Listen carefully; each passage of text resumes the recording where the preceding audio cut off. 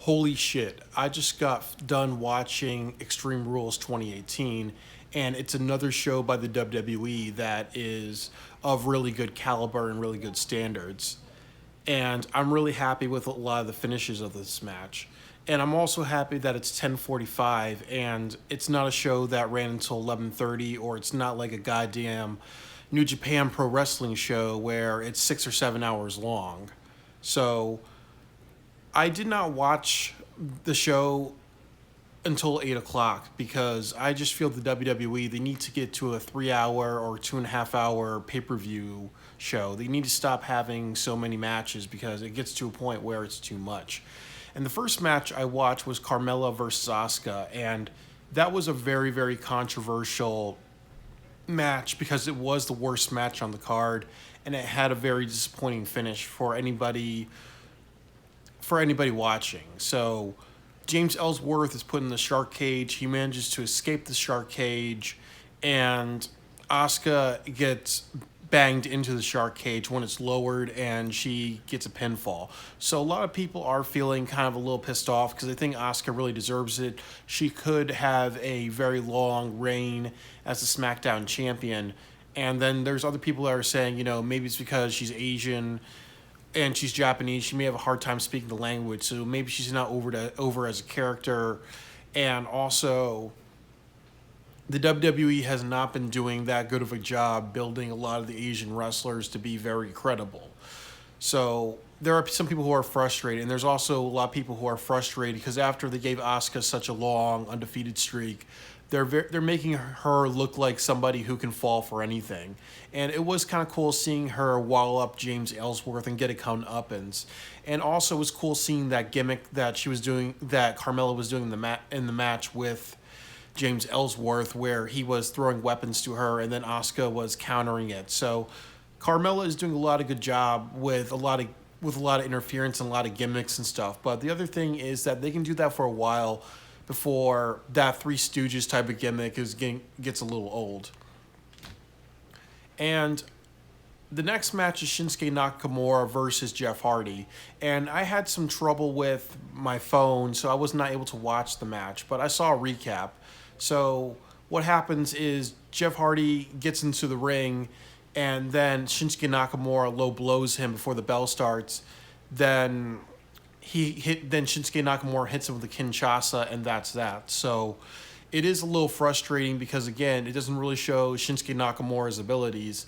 And then Randy Orton comes out to the ring, and you think he's going to be a babyface and say, you ain't going to say and make some consequences for Shinsuke Nakamura, but he ends up attacking Jeff Hardy in the balls too. So it's a little bothersome that they need to get away from the hitting somebody in the balls type of thing because it's starting to get really repetitive. And also, I really think that Shinsuke Nakamura and Randy Orton can make a really, really good tag team if they really do that. And I think that it's good because it would give something really, really interesting. You have this eccentric character and you have Randy Orton, so I do think that they can work very well together. So I do hope with the United States Championship that they either do a triple threat at SummerSlam, or they do something where Shinsuke Nakamura holds on to the title and then he and Randy Orton become a tag team. And the next match is Daniel Bryan and Kane versus the Bludgeon Brothers. So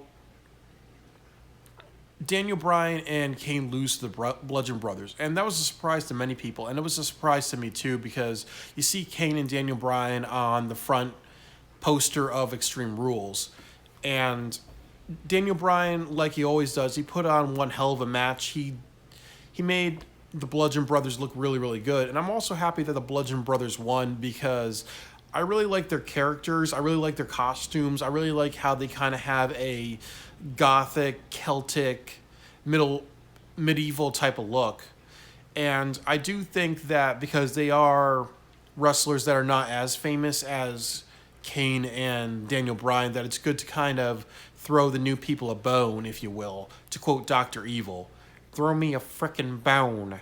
But clearly I'm happy that they retained. But also the match was really good, that Daniel Bryan put in a lot of offense. He took a beating. He gave a beating. Kane came in after being injured backstage by the Bludgeon Brothers, and he managed to kick some ass, but he couldn't. But they couldn't win. So I'm happy that they're showing Daniel Bryan's endurance, but also they're also showing that just because he got back on the roster, that they're not going to get him. They're not going to put stuff onto him. So it's good because it doesn't have a sense of, oh well, he's just because he's coming back, just because John Cena has a relationship with his sister-in-law, that they're immediately going to give him favoritism. And also with Kane running for a mayoral campaign in Knox County, that they're not also putting a title on him because, again, people may say, well, just because of their status that there may be favoritism. So I'm kind of happy that they did have that, and that was really unexpected. And speaking of unexpected, that I'm really happy with the next match, where it was Roman Reigns, the big dog, versus Bobby motherfucking Lashley. And I'm very happy to see my boy Bobby motherfucking Lashley beat Roman Reigns.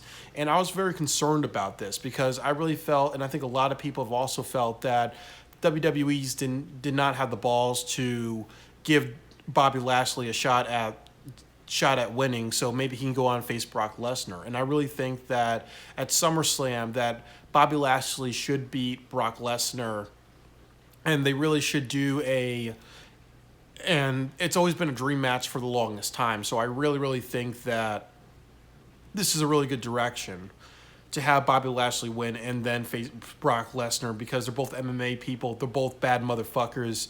And also, Bobby Lashley did a really good job in Impact Wrestling. And I really think that one thing that sucks about the WWE is that they act like TNA Wrestling, Impact Wrestling doesn't exist. And I'm happy that this kind of almost highlights Impact Wrestling and what they've kind of done to help Bobby Lashley's character. And Bobby Lashley is a real badass dude. So, as people said after his joke of a feud with Sami Zayn, that he beat Roman Reigns, he's shown as legit, and Bobby Lashley should be the next Universal Champion. He should beat Brock Lesnar, and it should be a very hard-fought battle. Or the other thing that they can do is they can do something where Braun Strowman cashes in the middle, and then he beats Brock Lesnar. He pins him, and then Bobby Lashley and Braun Strowman go and feud with each other, and then Bobby Lashley wins. He holds on to the title, and then Brock Lesnar comes back, and they have a feud again. But I really think that Bobby Lashley's the right guy to do this. I think that this Roman Reigns love fest by Vince McMahon is going on a little too long, and they need to start building up. And I also will say, personally, that they do need more African-American wrestlers. And I like how Bobby Lashley, he's athletic, he's gone to the military, he's intelligent. He's not a black man that's jumping and dancing and speaking ghetto slang. That he does. And he also has a sense of being calculated and very, very professional and very technical. So I like how, as a wrestler, he's an African-American person that's not somebody of a black stereotype. And they need to push more of those. Titus O'Neil is the goofball black man. The New Day is a bunch of dancing and shucking and jive black men. So it's good to have somebody in the main roster who's an African-American that stands out, that's not perpetuating any negative African-American stereotypes. And the WWE has always failed at doing that.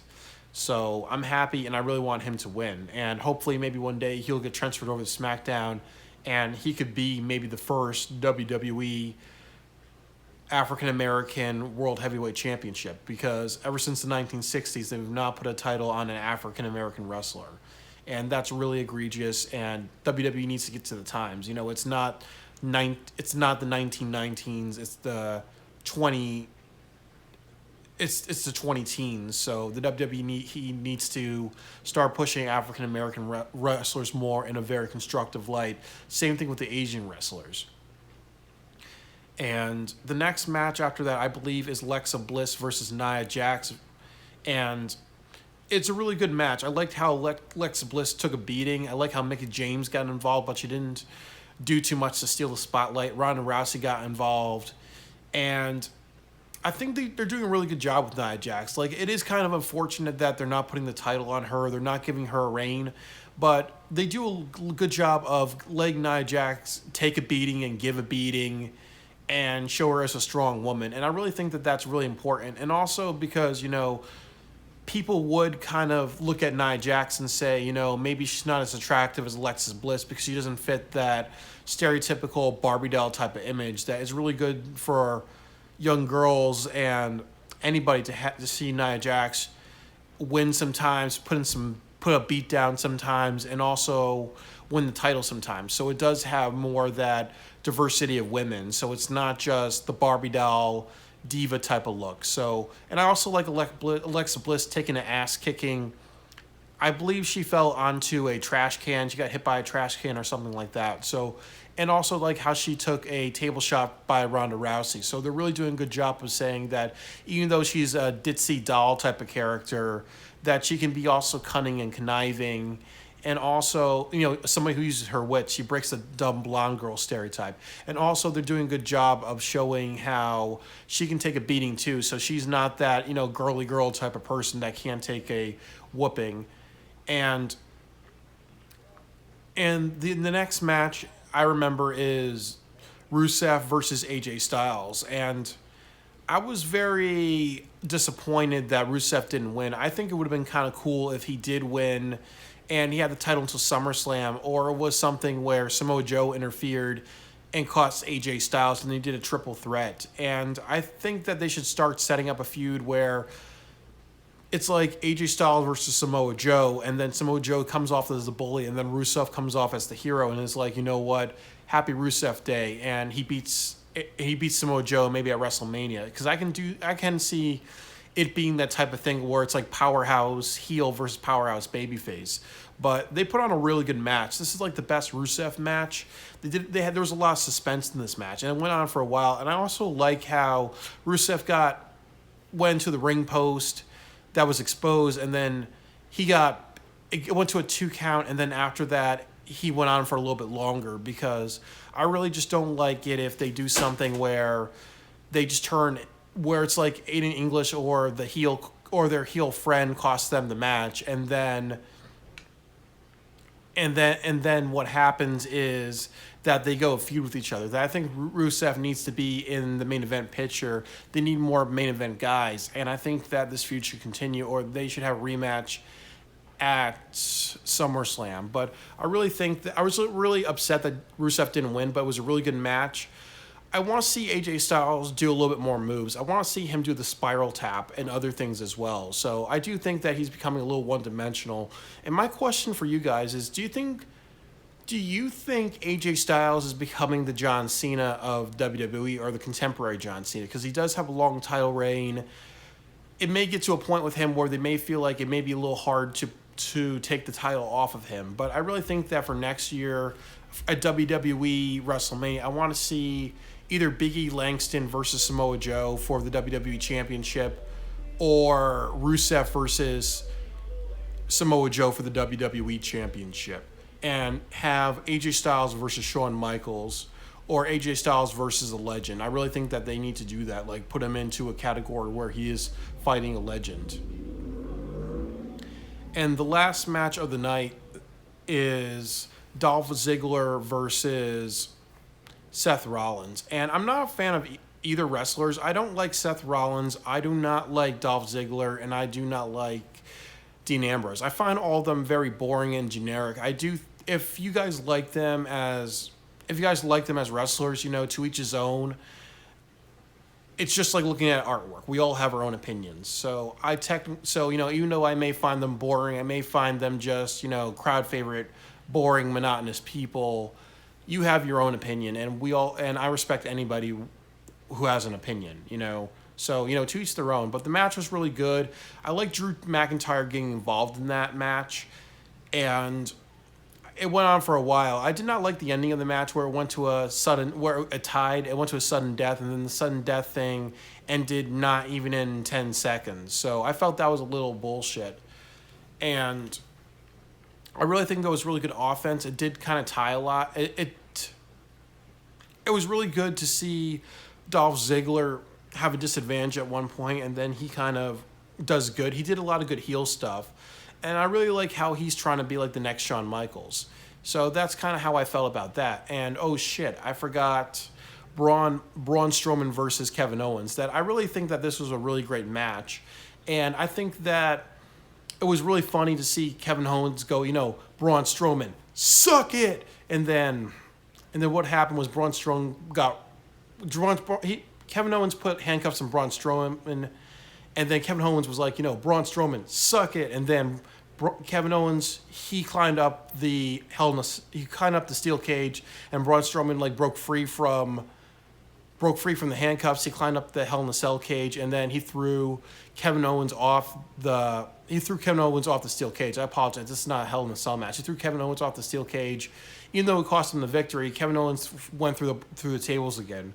So it was really cool seeing that type of big man match. It was cool to see, and I'm happy that they gave some offense to Kevin Owens because they just can't have it be, a one-way beating. And also, Kevin Owens has been kind of a dick to Braun Strowman. So if it was kind of a one-way match, the problem is it would turn Braun Strowman into a bully or into a charismatic bully. And they can't really do that with the WWE, and especially with Braun Strowman's character, because it gets to a point where then a bunch of people will be saying, he kind of is a bit of a babyface heel. And I think that right now he is kind of the guy, and he's the guy that people want to see. So they need to kind of respect and nurture that. And I also think that with the throwing Kevin Owens off a spot, like he fell off a ladder. I believe this is the second time he fell off a steel cage or something like that. That it is going to get a little boring, and it is going to become a cartoon a bit. And also, I think that that's the other problem with Braun Strowman, that they're turning him into a cartoon character where he has incredible Hulk type of strength. I almost said Hulk Hogan type of strength, but I think they're turning him into a cartoon character where he has incredible Hulk type of strength, and a lot of his matches are like, as some people say, Braun Smash. So they have to do a little bit more with him, and I really think that what they should kind of do is Kevin Owens and him have another match over the Money in the Bank briefcase. Kevin Owens wins, or Kevin Owens and Sami Zayn beat up Braun Strowman, and they take his Money in the Bank briefcase. And they kind of tease it for a long time, and then it kind of comes down to maybe what happens at SummerSlam is maybe it's a triple threat with Bobby Lashley, Roman Reigns, and Brock Lesnar. Then have Roman Reigns win and have it look like Kevin Owens is about to cash in on Roman Reigns, and then Braun Strowman beats him up, takes his Money in the Bank briefcase back, and then cashes in on Roman Reigns. That they kind of need to kind of do that again like they did Money in the Bank, where they kind of made it look like everybody's picking on the big guy type of thing. Or they're trying to do something like, oh, well, Braun Strowman is a powerhouse, so everybody's going to like chicken shit and disadvantage of him because he's bigger and stronger, when sometimes the bigger and stronger guy is the guy who works the hardest to get where he needs to be. But overall, it's a really good show. I like that the show ended at 10:45. It didn't go on for longer than it needed to be. I also like how in the WWE that a lot of their matches, like I think 5 or 6 matches, usually ends between 7:30 and 8 o'clock. 7:30 and 9 p.m. That they're doing a really good job at having a lot of matches, but making sure they go by really quick so they're not drawn out. And I think, as some people say about New Japan Pro Wrestling, that in that company, they kind of give people too much time. They kind of care more about the quality and the epicness. But it gets to a point when you care too much about the quality and epicness that everything becomes monotonous when you give too much time to match quality. But I really just think that with the WWE, they do a good job of getting things done and getting things done really, really quick. And I really would say that this is a really great show. It's very watchable. That when I look at everything, I think Carmella is becoming a really, really good character in the WWE, and I'm really proud of her. I really think that she has a lot of charisma. She knows how to work on her charisma a lot and know how to work on her in-ring skills and her acting a bit. And I also think with Alexa Bliss that she's like the best diva right now, because she knows how to play that sneaky little bitch type of character, that Harley Quinn heel type of character. And that works very well for her, plus knowing how to take a beating. And I feel a lot of sympathy for Nia Jax. So I really think that Nia Jax and Alexa Bliss has a lot of good chemistry. And their feud can go on forever. But I do think they need to kind of branch out to different people. So it isn't just the Alexa Bliss, Ronda Rousey, and Nia Jax show. That they need to kind of incorporate a little bit more divas, have a little bit more of a diversity. And I really think that Sasha Banks and Bayley should have been on the show, because they need to kind of have a little bit more diversity. Get away from those get away from those top three women for a while, because it is going to get to a point where it's going to become a little too monotonous. And I do think that, I think Naomi, it wasn't Naomi, I think it was Bret Hart's daughter, I believe, or cousin, I believe. I forgot her name that was in the match. Natalia. But I don't remember her that much. I don't think she did anything that stood out to me.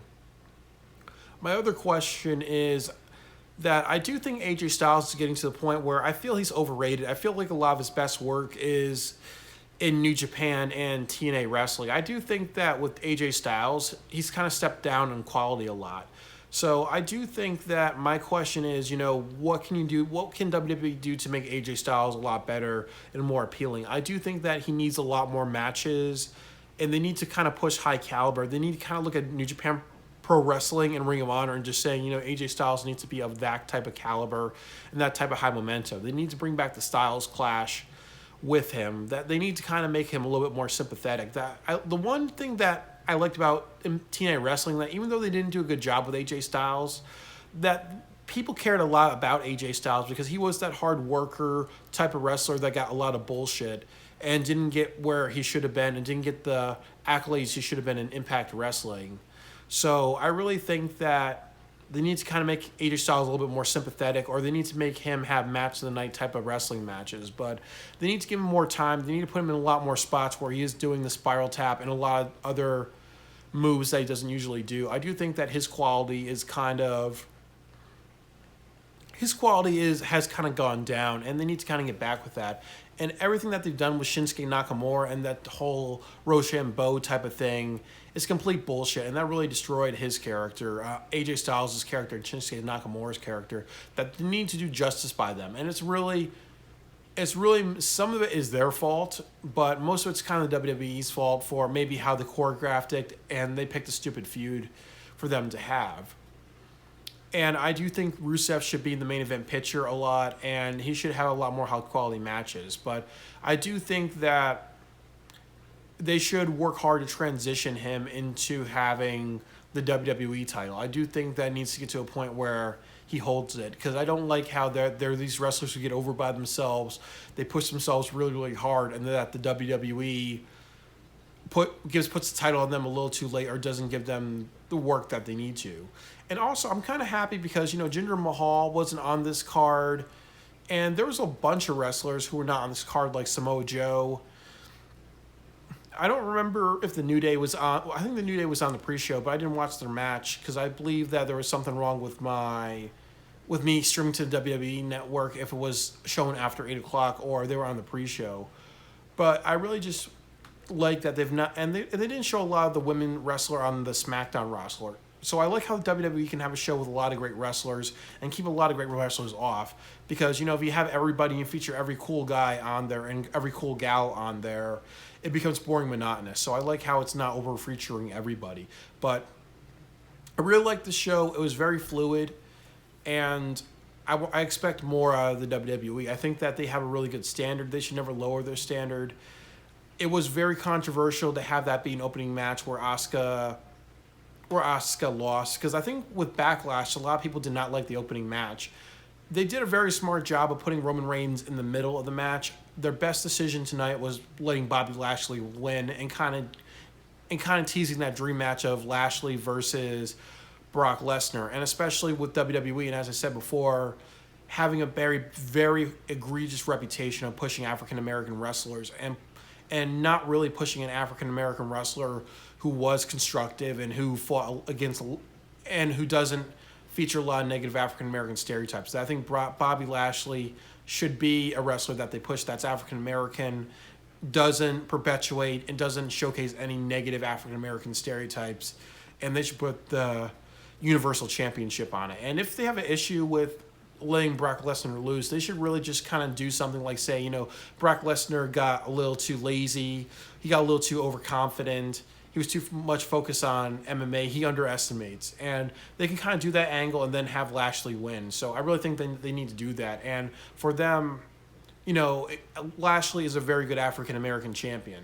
And I really think that as somebody who's multiracial, has experienced a lot of prejudice and stereotyping and people wanting me to be a stereotype in my life, that I really think that and especially for nowadays world with Donald Trump and a lot of the racism that's been going on in America, with a lot of people calling police on black people for doing nothing, that it would be kind of a good statement for the WWE to have, a black revolution. They had the Divas Revolution, and it needs to keep going and going and be better and stronger. But they need the Black Revolution, they need the Asian Revolution, because those are two things that they've not done very, very well.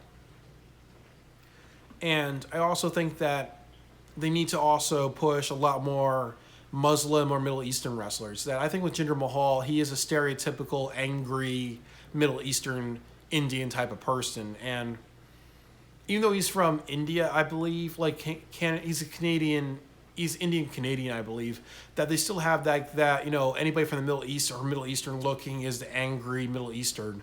So they need to kind of break that stereotype too. And also the Asian wrestlers, they need to stop having the screaming Asian or the Asian person who can't speak the English language that well type of people, or the eccentric Asian type of person. So I think WWE needs, as I said, an Asian revolution, a black revolution, and a Middle Eastern revolution. They're going in a good direction, but they need to keep on going with that.